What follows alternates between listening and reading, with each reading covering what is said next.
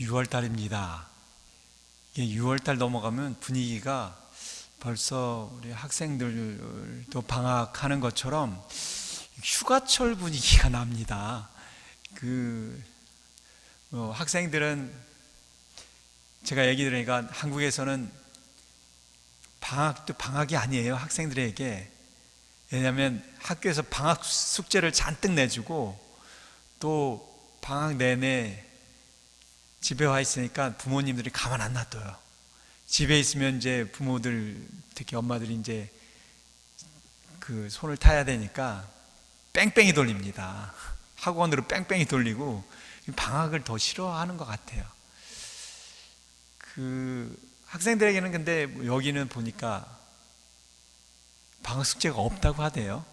아니, 여름방학 숙제만이 아니라 저학년들 같은 경우에는 이제 방학이 임박되면 홈워크 자체가 없다고 하던데요. 물론 9학년들은 시험 본다고 정신 없지만 방학이 있는 것 같습니다, 여기는. 근데 제가 볼 때 신앙생활 안에서도 방학이 있는 것 같은 생각이 이상하게 여기는 좀 듭니다.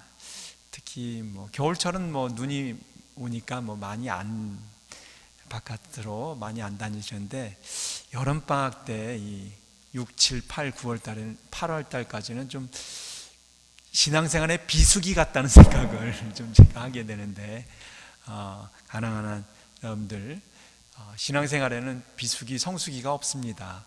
방학이 없습니다. 물론 주일미사 열심히 참여하시지만 또 평일미사 안에서도 특히 요즘에 화요일날 저녁미사 바치고 있는데, 내주와 하시는 여러분들 수요일날만이 아니라 화요일날에도 미사 같이 많이 함께 해주시길 부탁드리겠습니다.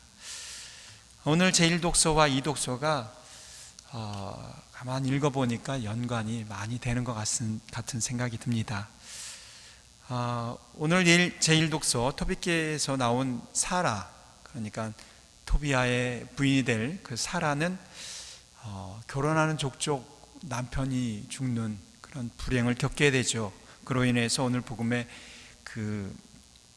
하녀로부터 모욕을 당한 후에 내가 이런 모욕을 당하면서 살면 뭐하나라고 하면서 자살을 기도하려고 하죠.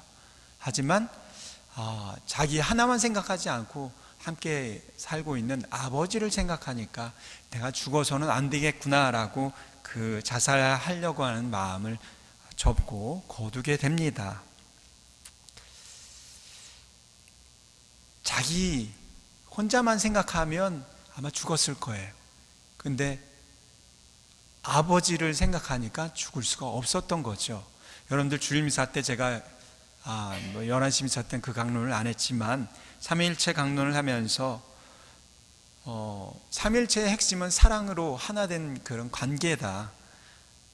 사랑하는 사람들끼리 안에서는 관계가 형성될 수 있고 그 관계 안에는 사랑이 있는데, 부모나 자녀의 관계를 보면 부모가 어디를 가든 그 부모의 마음 속에는 자녀가 있다. 또 자녀가 어디를 가든 그 자녀의 마음 속에는 부모가 있다라는 말씀을 드렸습니다.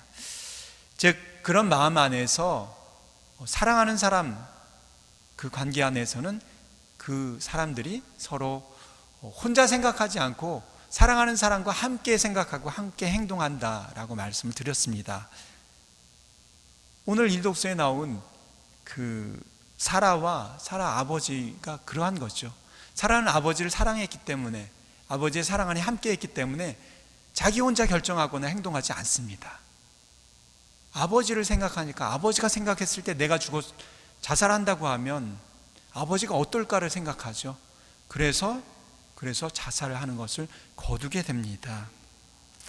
삼위일체 교리의 가장 근간이 되는 성경 말씀, 요한복음에 예수님께서 하신 말씀, 아버지와 나는 하나다 라는 그 말씀이 삼위일체의 기초가 되는 말씀이라고 말씀을 드렸습니다. 바로 예수님 또한 예수님 마음 안에 사랑하는 하느님께서 계셨기 때문에 늘 하느님과 같은 생각을 하고 하느님과 똑같이 행동하고, 그래서 하느님께서 시키는 것만 나는 한다라고 요한복음에 분명히 말씀을 하신 것이죠. 그런 차원에서 하느님과 성부와 성자 예수님은 하나이고 그런 근간이 삼위일체의 기초가 되는 것입니다. 오늘 복음에서 사두가이파 사람들은 바로 그런 차원에서 오류를 범하고 있습니다.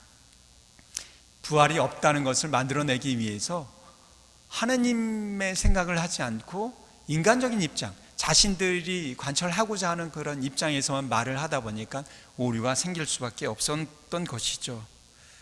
즉 아까 이야기했듯이 하느님과 함께 생각하지 않고 자기 혼자 생각하는 겁니다. 즉 그들의 마음에는 하느님을 사랑하는 마음이 없어서 있죠. 하느님에게는 산 사람과 죽은 사람이 다르지 않습니다.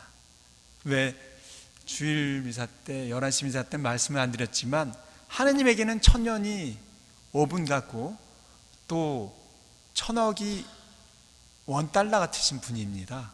우리가 이해할 수 없는 분이죠.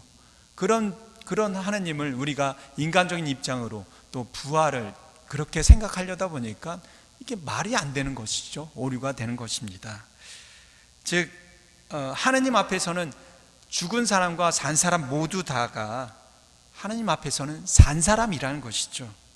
바꾸어서 이야기하면 하느님 앞에 산 사람과 죽은 사람이 다 똑같이 산 사람이라면 우리가 하느님 앞에만 늘 있는다면, 하느님 앞에 늘 서 있기만 한다면 죽어서든 살아있든 하느님 앞에 산 사람이 될 수 있다는 이야기가 아닌가 싶습니다. 바로 그런 차원에서 우리는 부활을 이해할 수가 있습니다.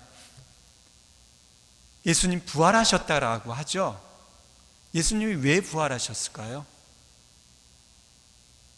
예수님은 살아생전에 늘 하느님과 같은 생각과 같은 행동으로서 하느님과 함께 하셨던, 하느님 앞에 사셨던 분입니다. 물론 사람들이 그를 십자가에 못 박혀 죽음에 내몰았지만 예수님이 죽음에 내몰렸다 하더라도 그분의 삶이 하느님과 같은 삶을 사셨기 때문에 하느님께서는 당신과 같은 삶에 올렸다는 그런 표현이 부활이란 얘기죠. 바로 그러한 차원에서 오늘 복음에 나온 예수님의 말씀을 이해할 수 있습니다. 즉 죽어서도 살아서도 하느님 앞에만 서 있는다 한다면 우리는 다시 태어난 부활의 삶을 살 수 있고 또 하느님 앞에 새로 산 사람으로 살아날 수 있다라는 이야기가 되겠습니다. 우리도 내 자신의 입장만으로 살아가지 않고 하느님의 입장으로 우리가 늘 생각하고 함께 한다면, 즉 하느님을 사랑한다면 하느님의 입장으로 하느님이라면 어떠셨을까? 예수님이라면 어떠셨을까? 예수님이 내가 이렇게 행동하면 어떻게 생각하실까를 생각하시면서 살아간다면 우리는 늘 하느님 앞에 서 있는 것이고 우리가 불행을 겪던 행복하든 죽던 살던 우리는 하느님 앞에 살아있게 될 것입니다. 오늘 일독서에 그 사라가 그 표본을 보여주고 있어요. 죽으려고 했지만 아버지를 생각하니까 죽을 수가 없었고 죽음을 포기하게 되죠. 아버지와 사랑하는 관계 안에서 함께 생각하니까 그러한 결정을 내리게 되는 것입니다. 우리가 하느님을 사랑한다면 모든 결정과 생각 안에 하느님이 함께 하셔야 됩니다. 그런 결정과 삶과 생각 안에서 하느님께서는 우리를 항상 보호하시고 우리와 함께 하실 것입니다. 아멘.